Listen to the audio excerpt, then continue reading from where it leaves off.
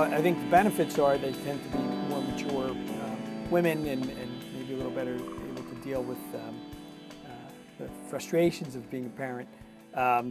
The health consequences are, there's a higher risk for chromosomal conditions, gestational diabetes, hypertensive problems. Twinning starts to increase as you get towards 40.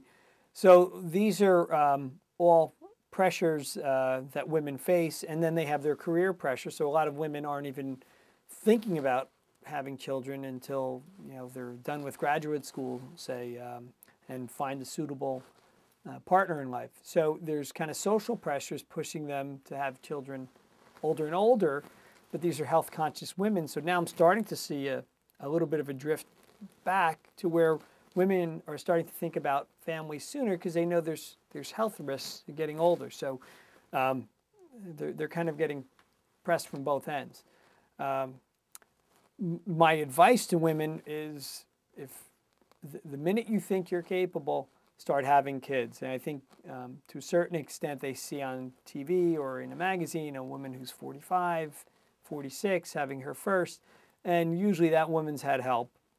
And those are often problematic pregnancies. So they shouldn't have the notion, gee, I'm 37, I have plenty of time.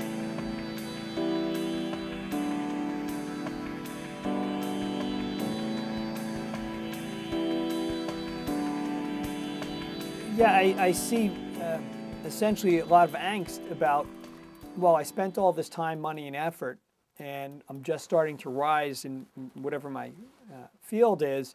I really don't want to sidetrack that right now. I always try to give them perspective and try to tease out what's really their goal. Is their goal to have a family, or is their goal really to pursue their career? And try to give them the reassurances they need, whichever way they choose to go. I also tell folks that it's not always that you have to have your careers in parallel. Maybe you want to have them in sequence. Do your career for, to age 28, 29, and it's family time. Well, then put that career on hold and have your children and not have the kind of angst of serving both masters, the kids and the career simultaneously, which creates a lot of stress.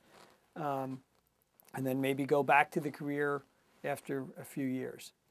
I think nobody's ever really given them that other perspective. And I see more women doing that now, and I think doing okay with that.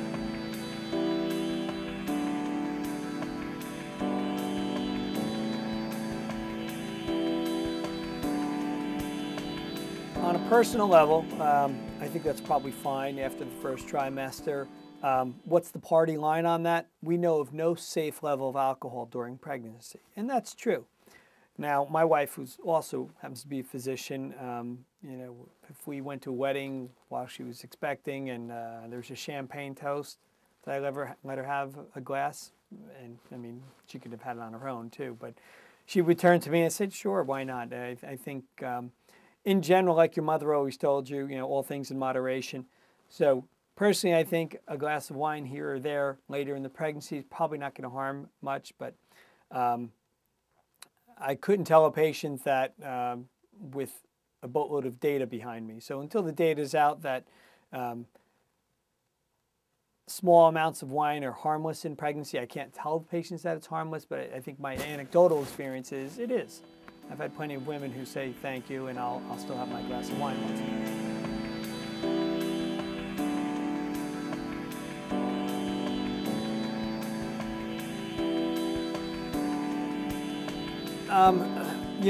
again, these are all risks that you have to be aware of, but you also have to be careful about not creating a panic or hysteria about it.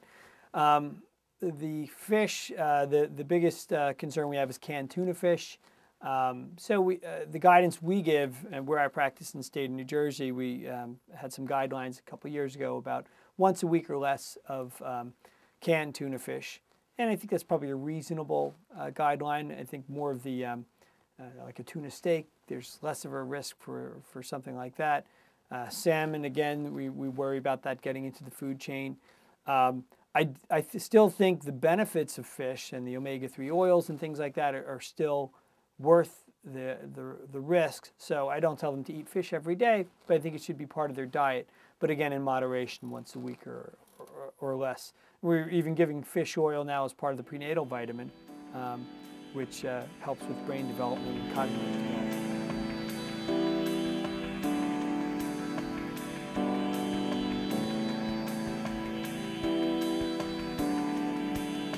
I think eating for two is kind of old hat, because if you eat for two, that's double your caloric intake, and you don't need that while you're pregnant. Basically, you need 200 extra calories a day.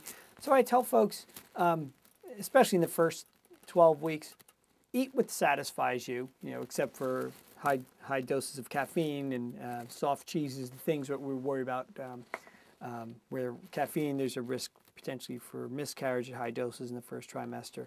And for soft cheeses and deli meats, there's the rare risk of listeria contamination, so we have them avoid that. But if crackers and peanut butter and jelly sandwiches satisfy them and keep them from throwing up, I say go ahead.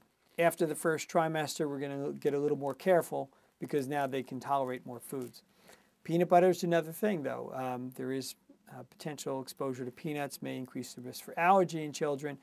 So I tell them that if that's the only thing you can eat, do it in moderation. And that seems to be agreeable to most folks. Also, the U.S. Department of Agriculture, I think, recently came out with some information where women can actually log on to their website, and I forget the exact web address, but it kind of helps you tailor make your diet while you're pregnant, and kind of takes into account your body type and your eating habits, and spits out a diet for you that is useful and helpful.